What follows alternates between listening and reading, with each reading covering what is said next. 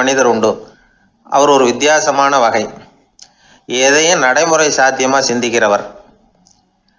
எப்பவும் அடுத்தவங்களும் நல்லா இருக்கணும், நாமும் நல்லா இருக்கணும் அப்படின்னு ஆசைப்படுறவர். அவருக்கு ஒரு சமயம் திடீர்னு உடம்பு சுகம் இல்லாமல் போயிட்டுது. டாக்டர்கிட்ட போனார், பணம் கொடுத்தார், வைத்தியம் பார்த்துக்கிட்டார். அவர் எழுதி கொடுத்த மருந்து சீட்டை வாங்கினார். ஒரு மருந்து கடைக்கு போனார், பணம் கொடுத்தார், மருந்து வாங்கினார். அதை எடுத்துகிட்டு வீட்டுக்கு வந்தார். அதுக்கப்புறம் அந்த மருந்து அவர் சாப்பிடணும்ல, சாப்பிடவே இல்லை, அப்படியே சும்மா வச்சுட்டார். அவரை பார்த்து கேட்டேன், ஏன் சார் இப்படி பண்ணுறீங்க, வீண் செலவு தானே இது, நீங்கள் ஏன் டாக்டர்கிட்ட போய் பணம் செலவு பண்ணினீங்கன்னு கேட்டேன். அவர் சொன்னார், டாக்டர் வாழணும் இல்லையா, அதனால தான் அப்படின்னார். சரி, அப்புறம் ஏன் மருந்து வாங்கினீங்க அப்படின்னு கேட்டேன். மருந்து கடைக்காரர் வாழணும் இல்லையா, அதனால தான் அப்படின்னார். சரி, அப்புறம் ஏன் வாங்கின மருந்து சாப்பிடாம வச்சுட்டீங்க அப்படின்னதுக்கு, நான் வாழணும் இல்லையா, அதனால தான் அப்படின்னார். இவர் வாழ்க்கையை புரிஞ்சுக்கிட்டவர். இப்படி வாழ்க்கையை புரிந்து கொண்டு வாழ தெரிஞ்சுக்கணும். எந்த வகை மனிதர் நாம் அப்படிங்கிறத புரிஞ்சுக்கிட்டு வாழ்ந்தோம்னா வாழ்க்கையில வெற்றி நிச்சயம். எதிர்காலத்தை நினைச்சா எனக்கு ரொம்ப பயமா இருக்கு சார் அப்படின்னு சொல்றவங்க நிறைய பேர் இருக்கிறாங்க. அதாவது பயப்படாத மனிதர்கள்னு யாருமே கிடையாது. ஒவ்வொருத்தருக்கும் ஒவ்வொரு விதமான பயம் இருந்தாலும் ஒட்டுமொத்தமா பார்க்குறப்போ மனிதனுக்கு 6 விதமான பய உணர்வுகள் வரலாம் அப்படின்னு பெரியவங்க சொல்றாங்க. எல்லா விதமான பயமும் இந்த 6 வகைக்குள்ள அடக்கம். அந்த 6 வகை பயமும் 6 எதிரிகள் மாதிரியாம். 6 எதிரிகளையும் புரிஞ்சுக்கிட்டோம்னா போதும், வாழ்க்கையில சுலபமா வெற்றி அடைய முடியும். சரி, அந்த 6 வகை பயம் என்னென்ன அப்படின்னு பார்ப்போம். முதல்ல வறுமை பற்றிய பயம், 2வது பழிச்சொல் பற்றிய பயம், 3வது உடல் நலம் பாதிப்பு பற்றிய பயம், 4வது என்னன்னா காதல் தோல்வி, 5வது முதுமை, 6வது மரணம். அதாவது பயப்படுறதுங்கிறது ஒரு மனநிலை தான். இந்த மனநிலையை கட்டுப்படுத்த முடியும், திசை திருப்ப முடியும். சரி, இந்த பயங்களின் அறிகுறிகள் எப்படி இருக்கும்? வறுமை பற்றிய பயம் அப்படின்னு முதல்ல சொன்னோம் இல்லையா, அந்த பயத்தின் அறிகுறிகளை தெரிஞ்சுக்குவோம். எதுலேயும் அக்கறை இல்லாமல் இருக்கிறது, ஒரு குறிக்கோள் இல்லாமல் இருக்கிறது, வறுமையை சகிச்சுக்கிறது, வாழ்க்கையில் கிடைக்கிறது எதுவாக இருந்தாலும் ஆட்சேபனை இல்லாமல் ஏற்றுக்கிறது, மனசாலும் உடம்பாலும் சோர்ந்து போயிருக்கிறது, ஆர்வம், முனைப்பு, கற்பனை திறன் எதுவுமே இல்லாமல் இருக்கிறது. இதெல்லாம் தான் அந்த வறுமை பற்றிய பயத்தின் அறிகுறிகள். அந்த அடுத்தது ஒன்று பார்த்தோமே, பழிச்சொல் பற்றிய பயம். அதாவது அடுத்தவங்க நம்மளை குறை சொல்லி விடுவாங்களோ அப்படிங்கிற பயம். இதுக்கு அறிகுறி என்ன தெரியுமா? புதியவர்களை சந்திக்கிறதுக்கு பயப்படுறது, முடிவு எடுக்க முடியாமல் குழம்புறது, பிரச்சனைகளை தவிர்க்க விரும்புறது, தாழ்வு மனப்பான்மை, வரவுக்கு மீறி செலவு செஞ்சு இமேஜை உயர்த்திக்கிறது, குறிக்கோள் இல்லாத வாழ்க்கை, இதெல்லாம் தான் அதுக்கு அறிகுறிகள். 3வது பயம் உடல் நலம் பாதிப்பு பற்றிய பயம், அதாவது நோய் பற்றிய பயம். ஒரு உண்மை என்ன தெரியுமா? டாக்டரை சந்திக்கிற மனிதர்களில் 75% பேர் தங்களுக்கு நோய் வந்துட்டுதுங்கிற கற்பனையில் இருக்கிறவங்களாம். நிஜமாவே நோய் கிடையாது அவங்களுக்கு. இந்த பயத்தின் அறிகுறிகள் என்னன்னா, வியாதிக்கான அறிகுறிகள் தன்னிடம் இருக்கிறதாக நினச்சிக்கிறது, எந்த நேரமும் வியாதியை பற்றியே பேசி பேசி மனசை அங்கேயே வச்சிருக்கிறது, நோய் சம்பந்தமான செய்திகளை படித்து நமக்கு இப்படி ஆயிடுமோ அப்படின்னு வேதனைப்படுறது, இதெல்லாம் தான் அதுக்கு அறிகுறிகள். 4வது பயம் காதல் தோல்வி. இது ரொம்ப வேதனை, உடம்பையும் மனசையும் சீரழிச்சு விடும். ஆண்களை விட பெண்கள் தான் இந்த பய உணர்வுல அதிகமாக பாதிக்கப்படுறாங்க. 5வது முதுமை பற்றிய பயம். 6வது மரண பயம், வயசான காலத்தில் எப்படி சமாளிக்கிறது அப்படிங்கிற பயம். ஆக இதையெல்லாம் நாம் புரிஞ்சிக்க வேண்டியது ரொம்ப அவசியம். இந்த 6 வகை பயங்களை சரியாக புரிஞ்சுக்கிட்டு நாம் நடந்துக்கணும். வாழ்க்கையின் முன்னேற்றத்துக்கு இந்த பயங்கள் முட்டுக்கட்டே ஆகிடக்கூடாது. உழைச்சி பணம் சேர்க்கணும், உற்சாகமாக மனசை வச்சுக்கணும். மனசை கட்டுப்படுத்துகிற மார்க்கம் தெரிஞ்சுக்கிட்டா போதும், எல்லாம் சரியாக வந்துடும். நம்ம ஆள் ஒருத்தன் சொன்னான், சார் எனக்கு வறுமை பற்றிய பயம்தான் இருந்தது, ஒரே ராத்திரியில் 30,000 ரூபா தயார் பண்ணிவிட்டேன், இப்போ எனக்கு இன்னொரு பயம் வந்துட்டுதுன்னா. என்ன பயம்னு கேட்டாங்க. போலீஸு கண்டுபிடிச்சிருமோங்கிற பயம்னா. இது இந்த பயத்தில் அடங்காது. அதனால் அஞ்சி அஞ்சி சாவார், அஞ்சாத பொருள் இல்லை அப்படின்னு பாரதி சொன்னார் இல்லையா, அது மாதிரி பயத்தை புரிந்து கொண்டு அதற்கு தகுந்த மாதிரி நம்முடைய வாழ்க்கையை அமைத்து கொள்ள வேண்டும். அப்படி அமைத்து கொள்ளுகிறவர்களுக்கு வெற்றி நிச்சயம். ஒரு ஊர்ல ஒரு ஆள் இருந்தான். அவனுக்கும் அவன் மனைவிக்கும் சண்டை. இவன் கோவிச்சுக்கிட்டு வீட்டை விட்டு வெளியில வந்துட்டான். நேரா தன்னுடைய நண்பன் ஒருத்தனை தேடிட்டு போனான். அந்த நண்பன் எப்படின்னா எதுக்கும் அசர மாட்டான், எப்பவும் மகிழ்ச்சியா இருப்பான். அவன்கிட்ட போய் இவன் யோசனை கேட்டான். அது சரி, நீ எப்படி எப்பவும் மகிழ்ச்சியா இருக்கிற, என்னால் அப்படி இருக்க முடியலையே அப்படின்னு கேட்டான். என்ன நடந்தது சொல்லுன்னா அவன், வீட்டில் எனக்கும் என் மனைவிக்கும் தகராறு, நிம்மதி இல்லை, அதுதான் இங்கே வந்தேன் உங்ககிட்ட யோசனை கேட்கலாமேன்னு அப்படின்னு விவரத்தை சொன்னான். அதை கேட்டுட்டு அதுக்கப்புறமா இவன் சொன்னான், இந்த பாருப்பா, இது ஒன்றும் பெரிய விஷயம் இல்லை. எனக்கு 2 மனைவிகள், 2 வீடு. ஒரு வீட்டில் சண்டை வந்துட்டுதுன்னா நேராக இன்னொரு வீட்டுக்கு வந்துடுவேன், இங்கே சண்டை வந்துட்டுதுன்னா நேராக அங்கே போயிடுவேன். 2 குடும்பம் இருக்கிறதுனால இப்படி ஒரு வசதி, இதுதான் என்னுடைய மகிழ்ச்சியின் ரகசியம் அப்படின்னு நானா. ஓ அப்படியா விஷயம், இப்போ புரிஞ்சுக்கிட்டேன், உன்னுடைய யோசனைக்கு ரொம்ப நன்றி அப்படின்னு சொல்லிவிட்டு அவன் திரும்பி வந்துட்டான். அங்கே இங்கே தேடினான். ஒரு வாரத்துக்குள்ள இன்னொரு பொண்ணை தேடி கண்டுபிடிச்சி கல்யாணம் பண்ணிட்டான். இப்போ இவனுக்கும் 2 வீடு ஆயிட்டுது. அதுக்கப்புறம் என்னாச்சு தெரியுமா, இவன் 2வதா கல்யாணம் பண்ணிட்டு வந்தானே, இந்த செய்தி முதல் மனைவிக்கு தெரிஞ்சு போச்சு. போனான், அது கழுத்தை பிடிச்சி வெளில தள்ளி விட்டு கதவை சாத்தி விட்டுது. இனிமே இந்த பக்கம் வராத, எனக்கு தெரியாம எப்படி நீ இன்னொரு கல்யாணம் பண்ண அப்படின்னு சொல்லி அடிச்சு விரட்டி விட்டுது. இவன் அதனால என்ன பரவாயில்லன்னு 2வது மனைவி வீட்டுக்கு போனான். அங்க பார்த்து, நீ எனக்கு கல்யாணம் பண்றதுக்கு முன்னாடி ஏற்கனவே உனக்கு கல்யாணம் ஆச்சுங்கிற விஷயத்த ஏன் என்கிட்ட சொல்லல அப்படின்னு சொல்லி அதுவும் கழுத்தை பிடிச்சி வெளில தள்ளி விட்டுது. இவன் வீதிக்கு வந்துட்டான். இங்கேயும் போக முடியல, அங்கேயும் போக முடியல. என்ன இது, அவன் சொல்லி கொடுத்த யோசனை ஒன்றும் சரியா வரலையே அப்படின்னு யோசனை பண்ணிக்கிட்டே நடந்தான். வழியில ஒரு பாழடைஞ்ச மண்டபம். சரி, இன்னைக்கு ராத்திரி இங்கேயே படுத்துருவோம், வேற எங்கேயும் போய் படுத்து தூங்க முடியாது, அதான் 2 பேரும் விரட்டி விட்டாங்களே, என்ன பண்றது அப்படின்னு சொல்லி அந்த மண்டபத்துல போய் ஒரு தூண்ல ஓரமா சாஞ்சி உக்காந்தான். அப்போ எதிர்த்தாப்புல இன்னொரு தூண் ஓரமா யாரோ அசையறது மாதிரி தெரிஞ்சுது, லேசான இருட்டுல. யாரப்பா அது அப்படின்னு கிட்ட போய் பாக்குறான்.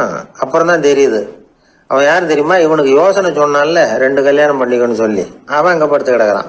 டேய் நீ எப்படிடா இங்க வந்த அப்படின்னா, 2 வீட்லயும் சண்டை வந்துட்டுது, அதுதான் இங்க வந்தேன் படுத்து தூங்கலாமேன்னு அப்படின்னா. 2 வீடு இருக்கிறது சௌரியம்னு என்கிட்ட சொன்னியப்பா அப்படின்னா இவன். நான் அப்படி சொன்னதுக்கு ஒரு காரணம் உண்டுன்னா அவன். என்னடா காரணம்னு கேட்டான். அது வேற ஒண்ணும் இல்லை, தினமும் ராத்திரியில இந்த மண்டபத்துல தனியா படுக்கிறதுக்கு எனக்கு பயமா இருந்தது, எனக்கு ஒரு துணை தேவைப்பட்டது, அதுக்காக தான் உங்ககிட்ட அப்படி ஒரு யோசனை சொன்னேன். இப்ப நீயும் வந்ததுனால எனக்கு துணை கிடைச்சிட்டுது. இப்ப நம்ம 2 பேரும் துணையா இங்க படுத்துக்கலாம், நீ அந்த தூண்ல சாஞ்சிக்கோ, நான் இந்த தூண்ல சாஞ்சிக்கிறேன் அப்படின்னு சொல்லி படுத்து தூங்க ஆரம்பிச்சிட்டானோ. அதாவது நம்ம வாழ்க்கையில முடிவுகள் எடுக்கிற விஷயத்துல இந்த ஆள் மாதிரி தான் பல பேர் நடந்துக்கிறோம் அப்படிங்கிறார். அதாவது உலக புகழ்பெற்ற மனோதத்துவ மேதை எம் ஸ்காட் பெக் அப்படிங்கிறவர். அதாவது வீட்டுக்கு தேவையான பொருள்கள் வாங்குறதுல இருந்து கல்யாணம் பண்றது, வீடு கட்டுறது வரைக்கும் அடுத்தவங்க பேச்சை கேட்டு வீணா போறவங்க தான் அதிகம். அறிவுரை கேட்கறதுல தப்பு இல்லை, ஆனா அதுக்கப்புறம் அதை பத்தி சரியா சிந்திச்சு பாக்குறது இல்லை, அதுதான் தப்பு. சில பேர் அறிவுரை சொல்றதுலயே ரொம்ப தெளிவா இருப்பாங்க. ஏன் சார் 2 சம்சாரத்தோட குடும்பம் நடத்துறது ரொம்ப கஷ்டமானு கேட்டாராம் ஒருத்தர். அது எனக்கு தெரியாதுங்க அப்படின்னாராம் அவரு. ஏன்னு கேட்டிருக்கார். ஏன்னா எனக்கு 3 சம்சாரம் அப்படின்னாராம் அவர். ஒரு புகழ்பெற்ற ஜப்பானிய சாமுராய் வீரன், வாள் வீசுறதுல ரொம்ப கெட்டிக்காரன். ஒரு கடுமையான போரில் கலந்து கொண்டுட்டு களைச்சி போய் திரும்பி வந்தான். படுக்கையில் விழுந்தான். பக்கத்தில் என்னமோ சத்தம் கேட்டுது. திரும்பி பார்த்தான்.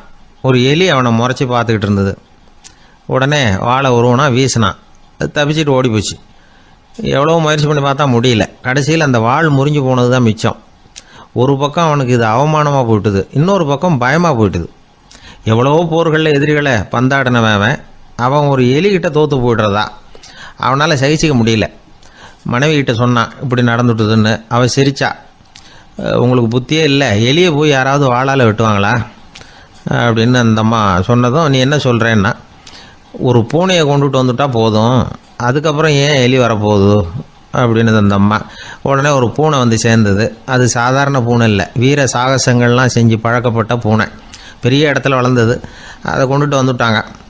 அந்த பூனை குறிப்பாத்து எலி மேலே பாஞ்சுது. ஆனால் அந்த எலியை சுலபமாக தப்பிச்சு போட்டுது. அடுத்தபடியாகவும் பாயறதுக்கு முயற்சி பண்ணிச்சு அந்த பூனை. ஆனால் அந்த எலியோ ரொம்ப தந்திரமாக திடீர்னு அந்த பூனையின் முகத்துக்கு நேராக பாஞ்சுது. அவ்வளவுதான்.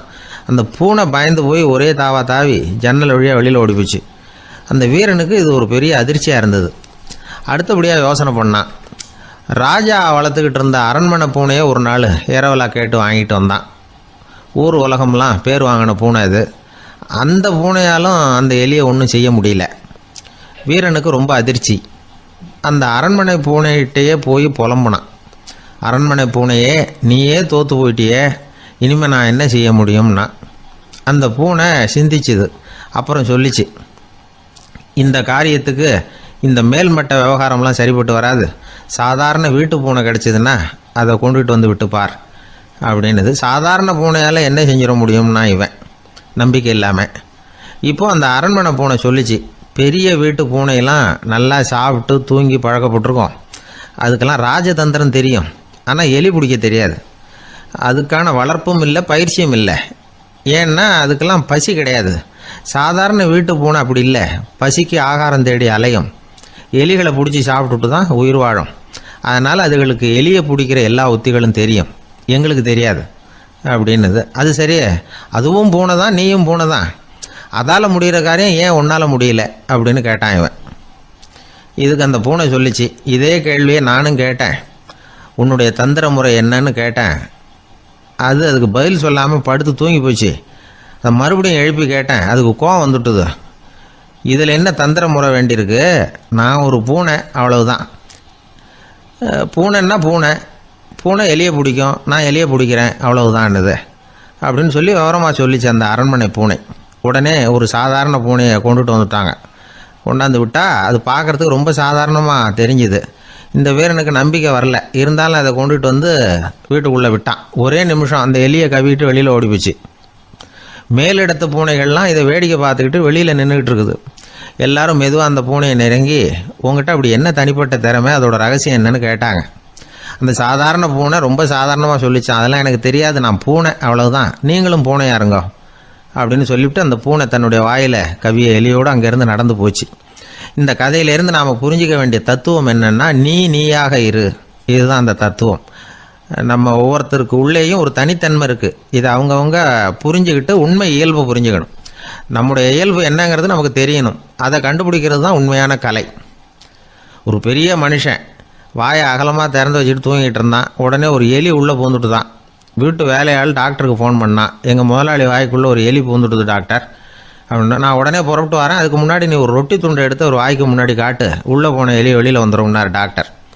சரின்னு சொல்லிவிட்டான். கொஞ்ச நேரத்தில் டாக்டர் அங்கே போய் சேர்ந்தார். அப்போது வேலைக்காரன் ஒரு பெரிய மீனை அவர் வாய்க்கு நேராக இப்படியும் ஆட்டிக்கிட்டு இருந்தான். நான் ரொட்டி துண்டை தானே காட்ட சொன்னேன்னார் டாக்டர். அவன் சொன்னான், எலியை வெளியில் கொண்டுட்டு வர்றதுக்கு ரொட்டி துண்டை காட்ட சொன்னீங்க டாக்டர், அதுக்கப்புறம் அந்த எலியை துரத்திக்கிட்டு ஒரு பூனை உள்ளே போயிருக்கு, அதுக்காக தான் இந்த மீனை காட்டிகிட்டு இருக்கேன் நானா. இது எதுக்குன்னா, இப்படி வேடிக்கையாக சொல்கிறது, பூனை பூனையாக இருக்க வேண்டும், எலி எலியாக இருக்க வேண்டும், மனுஷன் மனுஷனாக இருக்க வேண்டும் அப்படிங்கிறத புரிஞ்சுக்கிறது. நாம இருக்கிற வரை வெற்றி நிச்சயம். அந்த காலத்தில் அண்ணாமலை ரெட்டியார்னு ஒருத்தர் இருந்தார். அவர் வெங்கனூர் அப்படிங்கிற கிராமத்தில் இருந்தார்.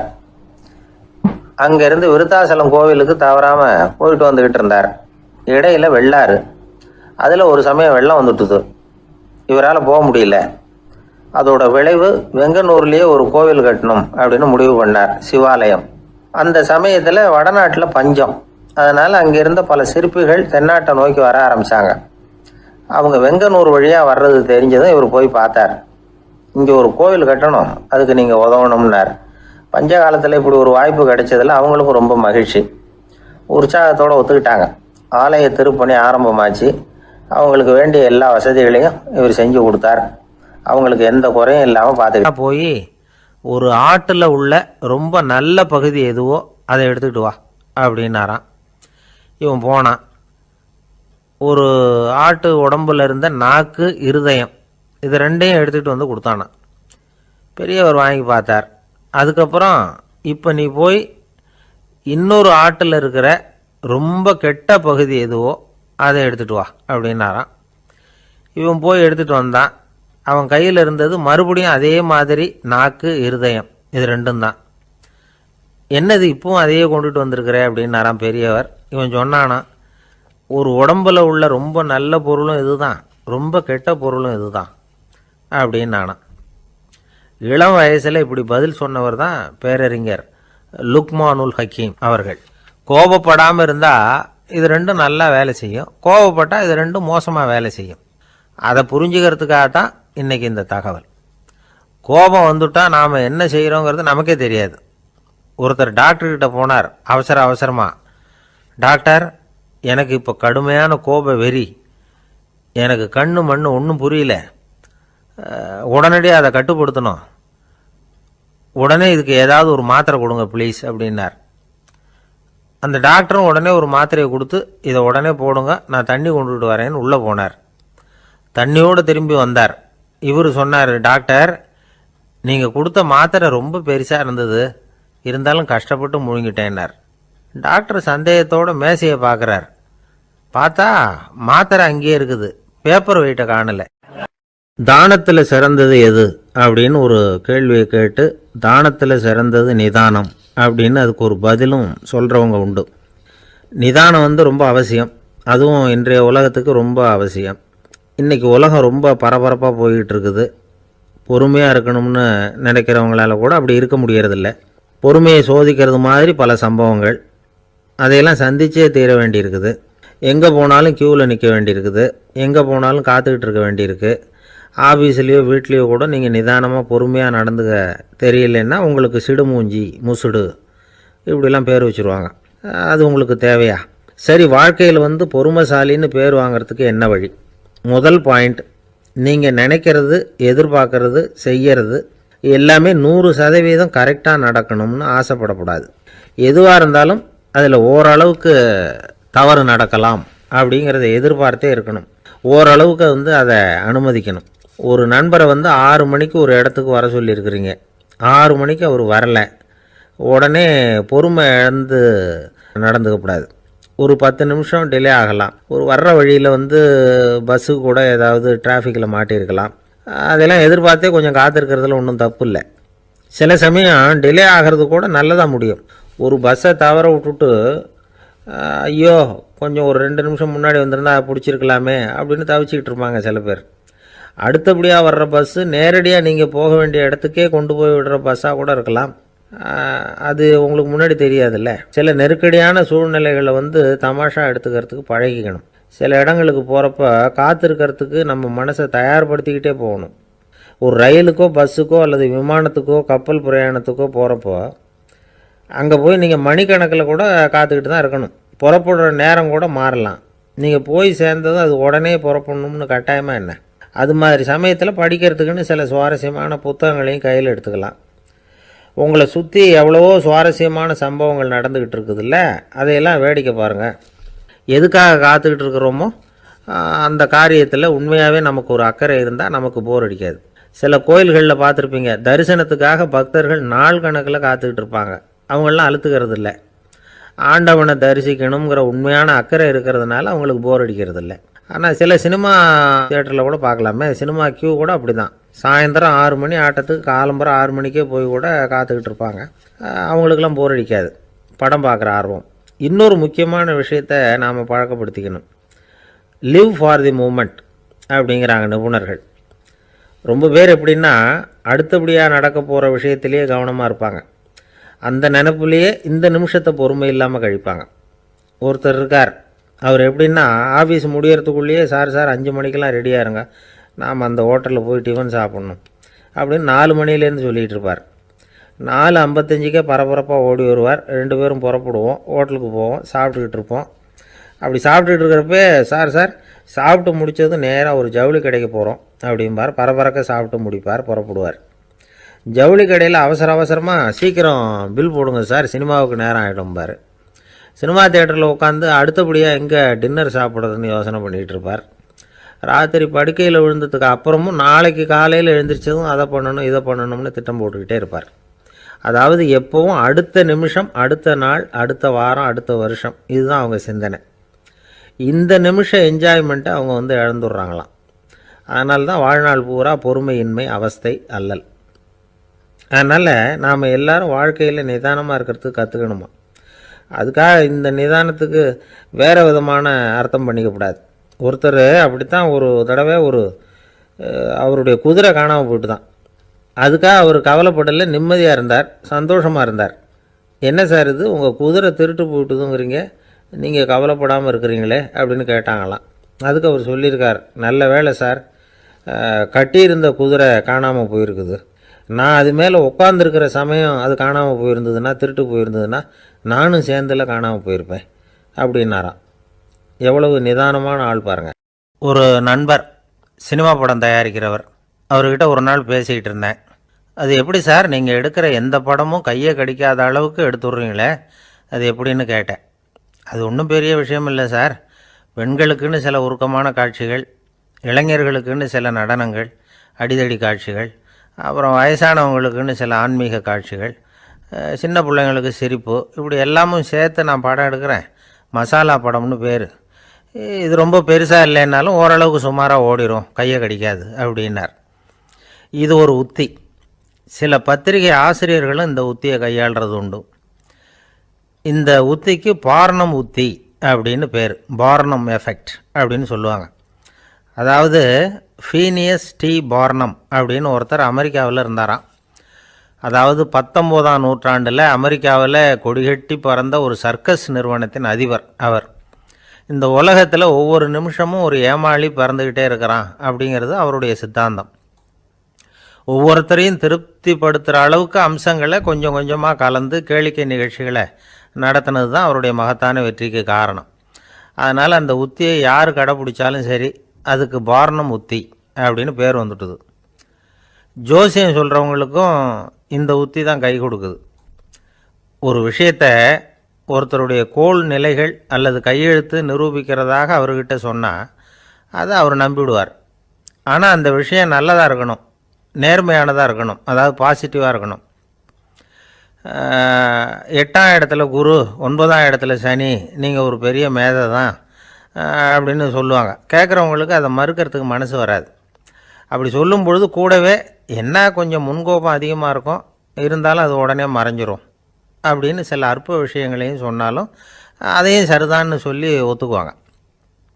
ஆளுமையை எடை போடுகிற ஒரு நிறுவப்பட்ட உத்தியின் மூலமாக தன்னுடைய குணாதிசயங்கள் கண்டுபிடிக்கப்பட்டதாக அவர் நம்புறது தான் இதுக்கு காரணம்.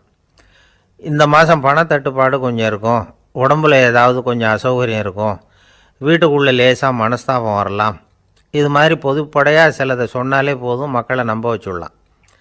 இதெல்லாம் நமக்கு மட்டும்தான் ஏற்படுது அப்படின்னு சொல்லி அவங்க நினைக்கிறது தான் காரணம். இதுதான் பார்னம் உத்திங்கிறது.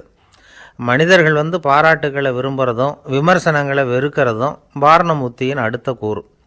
அதனால் ஒருத்தருக்கு ஜோசியம் சொன்னாலும் சரி, அவருடைய ஆளுமையை மதிப்பிடுறதாக இருந்தாலும் சரி, அவரை புகழற மாதிரி இருந்தாலும் சரி, அப்படி இருந்தால் தான் அது சரியாக இருக்கும். சாதகமான விஷயங்களை அதிகமாகவும் பாதகமான விஷயங்களை நாசூக்காகவும் சொன்னால் மக்கள் அதை நம்பிவிடுவாங்க. ஒருத்தரை கருமின்னு சொன்னால் ஏற்றுக்க மாட்டார். அதையே கொஞ்சம் மாற்றி நீங்கள் கொஞ்சம் சிக்கனமான ஆசாமி அப்படின்னு சொன்னால் நீங்கள் சொல்கிறது சரிதான் சார் அப்படிம்பார். நீங்கள் பெரிய செலவாளி தான், இருந்தாலும் நல்ல விஷயங்களுக்கு தான் செலவழிப்பீங்க அப்படின்னு சொல்லணும். இப்படி இந்த பார்னம் உத்தியை கடைப்பிடிச்சி இன்றைக்கி வெற்றிகரமாக காலம் தள்ளுறவங்க நிறைய பேர் இருக்கிறாங்க. இந்த உலகத்தில் ஒவ்வொரு நிமிஷமும் ஒரு ஏமாளி பறந்துக்கிட்டே இருக்கிறான் அப்படிங்கிறது தான் ஃபீனியஸ் பார்னம் அவர்களுடைய நம்பிக்கை. அதை விட அடுத்தவங்களை ஏமாளியாக நினைக்கிற மனுஷர்கள் தான் இன்றைக்கி உலகத்தில் ரொம்ப அதிகம். ஒருத்தர் தன்னுடைய மேல் அதிகாரிகிட்ட போய், ஐயா ஒரு நாள் லீவு வேணும், என் தங்கச்சிக்கு கல்யாணம் அப்படின்னார். அவர் பார்த்தார், ஒரு 10 நிமிஷம் வெளியில் இருங்கன்னார். 10 நிமிஷம் கழித்து கூப்பிட்டார், இதை பாருங்கள், நீங்கள் சொல்கிறது பொய். இப்போ உங்கள் தங்கச்சிக்கு ஃபோன் பண்ணேன், அவங்க தனக்கு 2 வருஷத்துக்கு முன்னாடியே கல்யாணம் ஆகிட்டதாக சொல்கிறாங்க அப்படின்னார். உடனே இவர் சொன்னார், சார் இப்போ நீங்கள் சொல்கிறதும் பொய்யாக தான் இருக்கணும், ஏன்னா நிஜமாக எனக்கு ஒரு தங்கச்சியே கிடையாது அப்படின்னார்.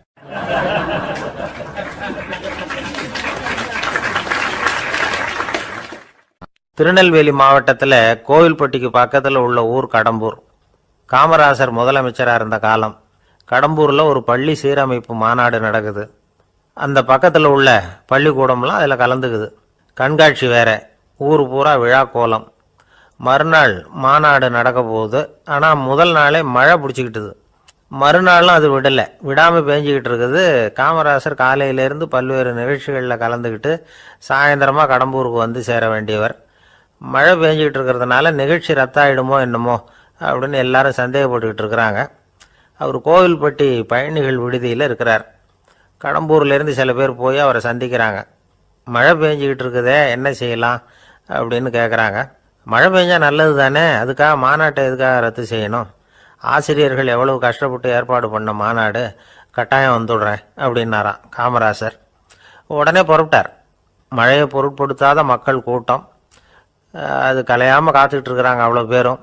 தலைவர் வந்துட்டார்னு தெரிஞ்சது ஜனங்களுக்கு ஏகப்பட்ட உற்சாகம். ஜனங்கள் அவ்வளவு உற்சாகமாக வரவேற்றாங்க. மாநாடு ஆரம்பமாச்சு. மலர் மாலைகள் மலை மாதிரி குவிய ஆரம்பிச்சுட்டுது. வரிசையாக ஒவ்வொரு கல்வி நிலையம் சார்பாகவும் வரவேற்பு பத்திரம் வாசித்து கொடுக்குறாங்க. என்ன வாசிக்கிறாங்கங்கிறத காமராசர் கூர்ந்து கவனிக்கிறார். ஏகப்பட்ட புகழ் மொழிகள், ரொம்ப பாராட்டி புகழ்ந்து என்னென்னமோ வாசிச்சுக்கிட்டு இருக்கிறாங்க. கொடை வள்ளலே, குணக்குன்றே, மலையே, கடலே, இப்படி தமிழ் மொழியில் பாராட்டுறதுக்கு எத்தனை வார்த்தைகள் உண்டோ அத்தனையும் அதில் சேர்த்துருக்குறாங்க. காமராசர் பொறுமை இழந்துட்டார். போதும் போதும், உங்கள் எல்லாரையும் பார்த்து 2 வார்த்தை பேசிவிட்டு போகிறதுக்காக தான் நான் வந்திருக்கிறேன். எல்லாரும் மழையில் சிரமப்பட்டு நின்றுக்கிட்டு இருக்கிறீங்க, இப்படி என்ன புகழ்ந்து படிச்சுக்கிட்டே இருந்தால் எப்படி அப்படின்னாராம். அதுக்கப்புறம் பேசி முடிச்சிருக்கிறார். மாநாட்டு நிகழ்ச்சிகள் முடிஞ்சதும் இன்னொரு நிகழ்ச்சியில் கலந்துக்கிறதுக்காக புறப்பட்டாராம். ஒரு திறந்த ஜீப்பில் அவரை ஊர்வலமாக அழைச்சிக்கிட்டு போயிருக்கிறாங்க. தெருவில் 2 பக்கமும் ஏகப்பட்ட கூட்டம். அங்கங்கே ஜீப்பை நிறுத்தி ரோஜா மாலை, ஜருக மாலை இப்படி போட்டுக்கிட்டே இருக்கிறாங்க. அதையெல்லாம் அப்படி அப்படியே வாங்கி அங்கங்கே நின்றுக்கிட்டு இருந்த குழந்தைகள்கிட்டையும் தாய்மார்கள்கிட்டையும் கொடுத்துக்கிட்டே போகிறார். அந்த சமயத்தில் கூட்டத்துக்கு அப்பால் ஒரு பெரியவர் கையில் ஒரு மல்லிகை சரத்தோடு நின்றுட்டு இருக்கிறார். அவரால் முண்டி அடிச்சுக்கிட்டு முன்னால் வர முடியல. காமராசர் இதை கவனிக்கிறார். அவ்வளவுதான், உடனே நிறுத்தப்பா வண்டிய அப்படிங்கிறார். ஜீப்பு நிற்கிது. டிரைவரை பார்த்து, அதோ பார், அங்கே ஒருத்தர் நிற்கிறார் பார், அவரை இங்கே அழைச்சிட்டு வா அப்படின்னாராம். கூட்டம் வழி விடுது. அந்த பெரியவரை கிட்டத்தில் அழைச்சிட்டு வர்றாங்க. காமராசர் அவரை பார்த்து, வாங்க வாங்க, நல்லா இருக்கீங்களா அப்படின்னு சத்தம் போட்டு உற்சாகமாக விசாரிக்கிறாராம். பெரியவர் கண்களில் கண்ணீர், பேச்சு வரல. மல்லிகை சரத்தை அவருக்கு போடுறார். கொஞ்ச நேரம் அவர்கிட்ட பொறுமையாக பேசிக்கிட்டு இருந்துட்டு அவரை அனுப்பி வைக்கிறார் காமராசர். பெரியவர் போனதுக்கு அப்புறம் காமராசர் பக்கத்தில் இருந்தவங்க கிட்ட சொல்கிறார் அந்த பெரியவரை பற்றி. அந்த காலத்தில் ரொம்ப கஷ்டப்பட்டவர் இவர், ஜெயிலுக்கு போனவர் அப்படின்னு ரொம்ப உருக்கமாக நெகிழ்ந்து போய் சொல்கிறார். இதில் ஒரு விஷயத்தை கவனிங்க. தன்னை புகழ்ந்து படிக்கப்பட்ட வாழ்த்து மடலை படிக்க வேணாம்னு தடுத்து நிறுத்தினார். எங்கேயோ ஒரு மூலையில் கையில் ஒரு 4 முழம் மல்லிகை சரத்தோடு ஒதுங்கி நின்றுக்கிட்டு இருந்த அந்த தொண்டரை அவ்வளவு பெரிய கூட்டத்துக்கு நடுவுலையும் தேடி கண்டுபிடிச்சி கிட்டத்தில் கூப்பிட்டு அவர் கொடுத்த அன்பு மாலையை வாங்கி கழுத்தில் போட்டுக்கிட்டார். அதுதான் காமராசர். தோல்விகள் கூட அவரை கொஞ்சம் கூட பாதித்ததில்லை. ஒரு பொது தேர்தலில் அவர் தோற்று போகிறார். தொண்டர்கள்லாம் அழறாங்க. அதில் ஒருத்தர் மெதுவாக காமராசர்கிட்ட போய், என்ன தலைவரே, நீங்கள் கூட தோற்று போயிட்டீங்களே அப்படின்னு கலக்கமாக சொல்லியிருக்கிறார். அதுக்கு காமராசர், நான் கூட தோற்று போகிறதுக்கு பேர் தான்ப்பா ஜனநாயகம் அப்படின்னாராம். ஒரே ஒரு ஊர், அந்த ஊருக்கு பேர் கொடையாளிப்பட்டி. அந்த பேருக்கு தகுந்த மாதிரி தான் அந்த ஊர் மக்களும். யார் என்ன கேட்டாலும் இல்லைன்னு சொல்லாமல் கொடுப்பாங்க. கொடையாளிகள் நிறைந்த ஊர். இனாமா மட்டும் இல்லை, கடனாகவும் பணம் கொடுப்பாங்க. யாருக்காவது அவசரமாக பணம் தேவைப்பட்டதுன்னு வச்சுக்கோங்க, அந்த ஊருக்கு போய் வாங்கிக்கலாம். பத்திரம் தேவையில்லை, சாட்சி தேவையில்லை, ஜாமீன் தேவையில்லை, எந்த உத்தரவாதமும் கேட்காம பணம் கொடுத்துருவாங்க. நம்மால் ஒருத்தனுக்கு பணம் தேவைப்பட்டது. சொந்த பந்தமெல்லாம் கேட்டு பார்த்தா யாரும் கொடுக்குற வழியாக தெரியல. எல்லாரும் அவங்கவுங்க சௌரியத்தை பார்க்குறவங்க, அடுத்தவங்க சௌரியத்தை பற்றி கவலைப்படாதவங்க. இவன் எல்லாரையும் கேட்டு பார்த்துட்டு சோர்ந்து போய் உக்காந்துட்டான். அந்த நேரம் தான் கொடையாளிப்பட்டியை பற்றி கேள்விப்பட்டான். அப்படி ஒரு ஊர் இருக்கிறது தெரிஞ்சதும் அந்த ஊருக்கு அதில் நமக்கு தெரிஞ்ச ஒருத்தர் எதிரில் வந்தார் ரொம்ப வேகமாக. என்ன சார் வாக்கிங்க அப்படின்னு கேட்டோம். அவரால் ஆமாம்னு பதில் சொல்ல முடியல. அவ்வளவு கஷ்டம். மூச்சு விடுறதுக்கே வாயை திறந்து மூடிக்கிட்டு இருக்கிறார். எங்கே பேசுறது? கொஞ்சம் நின்று நிதானித்து மூச்சு விட்டுட்டு அதுக்கப்புறம் சொன்னார் ஆமாம் அப்படின்னு. என்ன சார் இவ்வளவு வேகம்னோ? உங்கள் பேச்சை கேட்டுவிட்டு தான் சார் நடக்க ஆரம்பித்தோம். நீங்கள் தான் அடிக்கடி சொல்லிகிட்டு இருந்தீங்க நடக்கிறது நல்லதுன்னு. அன்னையிலேருந்து ஆரம்பிச்சுட்டேன். ஆனால் ரொம்ப கஷ்டமாக இருக்குது சார். இப்போ பாருங்கள், உங்கள்கிட்ட சுலபமாக பேசக்கூட முடியல, மூச்சு வாங்குது, உடம்பு கூட வலிக்கிறது மாதிரி இருக்குது அப்படின்னு அவர் பாட்டுக்கு பேச ஆரம்பிச்சிட்டார். உங்களை யார் சார் இவ்வளவு வேகமாக நடக்க சொன்னது? வேகத்தை குறைங்க, மெதுவாக நடங்க அப்படின்னோம். நீங்கள் நடக்கிறதுனால என்னென்ன சௌகரியம்னு அன்னைக்கு சொன்னீங்களே தவிர சௌகரியமாக நடக்கிறது எப்படின்னு சொல்லலையே அப்படின்னார் அவர். இன்னமும் லேசாக மூச்சு வாங்கிக்கிட்டே சொன்னால் கூட இவர் சொல்கிறதுலேயே ஒரு நியாயம் இருக்குது. அதனால் இந்த நடைப்பயிற்சி பண்ணுறவங்க கவனிக்க வேண்டிய சில முக்கியமான குறிப்புகள் இருக்குது. அது என்னென்னங்கிறத அவங்க தெரிஞ்சுக்கணும். அது தெரிஞ்சு வச்சுக்கிறது நல்லது. இதெல்லாம் மருத்துவ நிபுணர்கள் சொல்கிற குறிப்புகள். அவங்க என்ன சொல்கிறாங்க தெரியுமா? உங்கள் வயசு 40க்கு மேலேயா? உங்கள் எடை இருக்க வேண்டியதை விட 10 கிலோ அதிகமாக இருக்குதா? நீங்கள் புகை பிடிக்கிறவரா? இதய நோய், இரத்த நாள நோய், உயர் இரத்த அழுத்தம் இப்படி ஏதாவது உங்களுக்கு உண்டா? அப்படின்னா நீங்கள் உங்கள் இஷ்டத்துக்கு வரிஞ்சு கட்டிக்கிட்டு நடைப்பயிற்சி பண்ண ஆரம்பிச்சிடாதீங்க. முதல்ல ஒரு மருத்துவ பரிசோதனை பண்ணிக்கோங்க, அதுதான் நல்லது அப்படின்னு அவங்க சொல்கிறாங்க. நடக்கிறப்போ, உடற்பயிற்சி செய்கிறப்போ மார்பு பகுதியில் அல்லது வேறு எங்கேயாவது தொடர்ந்து வலி இருந்ததுன்னா பயிற்சியை நிறுத்தி விட்டு டாக்டரை போய் பார்க்கணும். நடைப்பயிற்சி பண்ணுறப்போ உங்கள் சக்திக்கு தகுந்த மாதிரி மெதுவாக அதிக கஷ்டம் இல்லாமல் முன்னேறலாம். அங்கே என்ன போட்டியாக வைக்கிறாங்க? முந்திக்கிட்டு போய் என்ன பண்ண போகிறோம்? பரிசாக வாங்க போகிறோம். அதனால் நிதானம் அவசியம் அப்படிங்கிறது அவங்க ஆலோசனை. தொந்தரவு கொடுக்காத ஷூ, ட்ரெஸ்ஸு இதுகளை உபயோகப்படுத்துங்க. பாதத்தில் ஆடு தசை இருக்குல்ல, அங்கே ஏதாவது பிரச்சனை இருந்ததுன்னா டாக்டரை பாருங்கள். அந்த பாதத்தில் வலி வரும் அந்த இடத்துல. வெயில் காலமாக இருந்தால் தலைக்கு தொப்பி வச்சுக்கோங்க. பனியில் நடந்தாலும் அப்படி தான், தலையை பத்திரமா பார்த்துக்குங்க. நம்மக்கிட்ட ஏதோ கொஞ்சம் உருப்படியாக தெரியறது அது தானே. உடற்பயிற்சிக்கு முன்னாடி பின்னாடி பயிற்சி செய்கிறப்போ நிறைய தண்ணி குடிக்கலாமா. முதல் 1 மாதத்துக்கு கொஞ்சம் தளர்த்தியாக சாவகாசமாக நடக்கலாம். மணிக்கு 3 அல்லது 4 கிலோமீட்டர் வேகம்னு வச்சுங்களேன். அதுக்கப்புறம் வேகத்தை அதிகப்படுத்தலாம். மணிக்கு 6 அல்லது 8 கிலோமீட்டர் அளவுக்கு நடக்கலாம். நல்லா கையை வீசிக்கிட்டு நடக்கணும். மூச்சு விடுற எண்ணிக்கை அதிகரிக்கணும். இது மாதிரி ஒரு 30 நிமிஷம் நடக்கலாம். தனியாக நடந்து போகிறதுக்கு உங்களுக்கு என்னமோ மாதிரி இருக்குதா? கூட யாரையாவது சேர்த்துக்குங்க. ஒரு குரூப்பாக சேர்ந்து போகலாம்.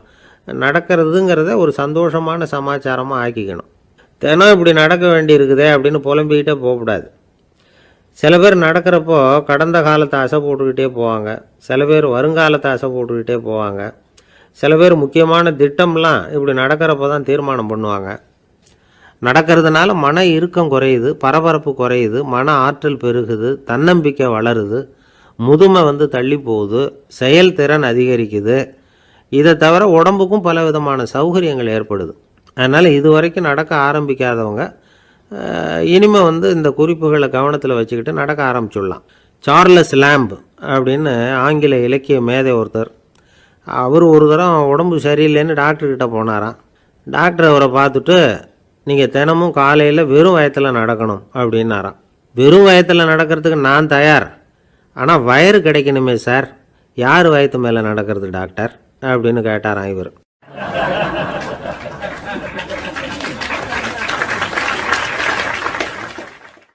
எனக்கு ஒரு உதவி செய்யணும் அப்படின்னு நம்மளை பார்த்து ஒருத்தர் கேட்குறாருன்னு வச்சுங்களேன்.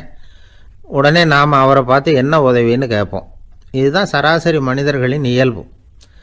ஆனால் ஒருத்தர் எனக்கு ஒரு உதவி செய்யணும் அப்படின்னு கேட்ட உடனே என்ன உதவின்னு கூட கேட்காம சரி செய்கிறேன் அப்படின்னு ஒத்துக்கிறது இருக்கு பாருங்கள், அது கொஞ்சம் அபூர்வம். அந்த காலத்தில் ஒருத்தர் இருந்தார். அவர் எப்படி தெரியுமா? உதவி கேட்குறவங்க நல்லவங்களா கெட்டவங்களா அப்படின்னு கூட பார்க்கல. தனக்கு நன்மையா தீமையா அப்படின்னு கூட பார்க்கல. உதவி செய்கிறேன்னு புறப்பட்டு விட்டார். அவர் யார் தெரியுமா? அவர் தான் நல சக்கரவர்த்தி. அவர் மாதிரி நாமும் உதவி கேட்குறவங்களுக்கு உடனே உதவி செய்கிறதுக்கு தயாராக இருக்கணும் அப்படின்னு சொன்னார் ஒரு ஆன்மீக பேச்சாளர். நல சரித்திரத்தை அவர் சொல்லிக்கிட்டு இருந்தார். இந்திரன், அக்னி, வருணன், யமன் இவங்க 4 பேரும் நலனை பார்த்து எங்களுக்கு நீ உதவி செய்யணும், எங்களுக்காக நீ தூது போகணும் அப்படின்னு கேட்குறாங்க. யாருக்கிட்ட தூது போகணும், என்ன காரியத்துக்காக போகணும் அப்படின்னு கேட்கணும்ல. நலன் அப்படி கேட்கவே இல்லை. உடனே சரின்னு ஒத்துக்கிறான். அதுக்கப்புறம் அவங்க விவரம் சொல்கிறாங்க. என்ன உதவி, யாருக்கிட்ட தூது போகணும் அப்படிங்கிற விவரத்தை சொல்கிறாங்க. நலனுக்கும் அப்புறம்தான் புரியுது. எந்த தமயந்தியை இவன் காதலிச்சானோ, எந்த தமயந்தின் சுயம்பரத்துக்காக இவன் போய்கிட்டு இருக்கிறானோ அந்த தமயந்தியை பார்த்து தங்களுக்காக அவகிட்ட வாதாடணும், பேசணும், தங்களில் ஒருத்தரை கல்யாணம் பண்ணிக்கும்படியாக கேட்கணும் அப்படின்னு அவங்க 4 பேரும் நலன்கிட்ட கேட்குறாங்க. இதை கேட்டதும் நலன் கொஞ்சம் கூட முகம் சுளிக்கலை, பதட்டப்படலை. நேராக தமயந்தி கிட்ட போகிறான். இந்திரன், அக்னி, வருணன், யமன் இவங்களோட சிறப்புகளை எடுத்து சொல்கிறான். இவங்களில் ஒருத்தரை கல்யாணம் பண்ணிக்கலாம் அப்படின்னு சொல்லி கேட்டுக்கிறான். ஆனால் இதுக்கு தமயந்தி சம்மதிக்கலை. சுயம்பரம் நடக்குது. அவள் நலனை தேர்ந்தெடுக்கிறாள். அந்த 4 பேரும் நலனுக்கு நிறைய வரங்கள்லாம் கொடுக்குறாங்க. அதுக்கப்புறம் இப்படி போகுது கதை. இதில் நாம் கவனிக்க வேண்டியது என்னென்னா, உதவின்னு கேட்ட உடனே என்ன உதவின்னு கேட்காம சரி செய்கிறேன்னு சொன்னான் பாருங்க, அதை கொஞ்சம் சிந்திக்கணும். செய்கிறேன்னு ஒத்துக்கிட்டதுக்கு அப்புறம் அது என்ன உதவின்னு தெரிஞ்சும் முகம் சுளிக்காமல் அதை செஞ்சான் பாருங்க, அதையும் கொஞ்சம் சிந்திக்கணும். நம்மால் ஒருத்தன் ஒரு நண்பனை தேடி போனான், எனக்கு ஒரு உதவின்னா சரி சொல்லுன்னா, இப்போ உங்ககிட்ட 2 கார் இருந்தால் என்ன பண்ணுவேன்னா, உடனே அதில் ஒன்று உங்ககிட்ட கொடுத்துருவேன்னா, அவன் உங்ககிட்ட 2 பங்களா இருந்தால் என்ன பண்ணுவேன்னா, அதில் ஒன்று உங்ககிட்ட கொடுத்துருவேன்னா, உங்ககிட்ட 2 பேனா இருந்தால் என்ன பண்ணுவேன்னா, அதில் ஒரு பேனாவே உங்ககிட்ட கொடுக்க மாட்டேன்னா அவன். ஏன்டா அப்படி சொல்கிறேன்னா, ஏன்னா இப்போ நிஜமாகவே என்கிட்ட 2 பேனா இருக்குது, அதனால் அப்படி சொல்கிறேன் அப்படின்னு நானான் அவன். ரொம்ப பேருக்கு கூட்டத்தில் பேசுறதுன்னா பயம், நமக்கு ஒன்றும் தெரியாதுன்னு மற்றவங்க நினச்சிடக்கூடாதுங்கிற எண்ணம் தான் இதுக்கு காரணம். ரொம்ப முக்கியமான ஒரு கூட்டம்னா பயம் அதிகமாக இருக்கும். முக்கியமானவங்கள்லாம் வருவாங்களே, அவங்களாம் நம்மளை பற்றி மட்டமாக நினச்சிருவாங்களே அப்படிங்கிற பயம் வந்துடும். ஆனால் மேடை பேச்சுங்கிறது அவ்வளவு கடினமான ஒரு காரியம் இல்லைங்கிறாங்க அது சம்பந்தமான நிபுணர்கள்.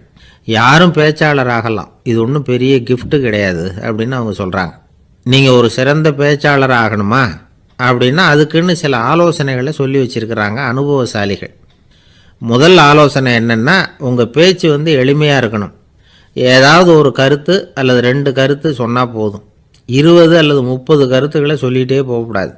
2வது ஆலோசனை, நீங்கள் என்ன பேச போகிறீங்கிறது முதல்ல உங்களுக்கு நல்லா புரியணும், அதுக்கப்புறம் தான் அதை அடுத்தவங்களுக்கு புரிய வைக்க முடியும்.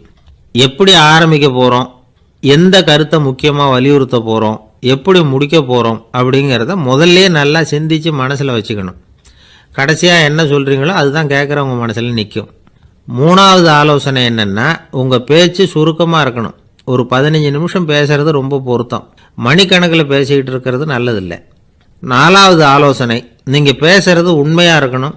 உங்களுக்கு உண்மையான அனுபவங்கள் இருக்கும், அதை சொல்லலாம். உங்களுடைய உண்மையான அனுபவங்களை மற்றவங்களோட பகிர்ந்துக்கணும், அதுதான் முக்கியம். 5வது ஆலோசனை, ஆரம்பத்தில் கொஞ்ச நேரம் உங்களை பற்றியும் எதிரில் உள்ளவங்களை பற்றியும் சம்மந்தப்படுத்தி ஏதாவது பேசி ஒரு நெருக்கத்தை ஏற்படுத்திக்கணும்.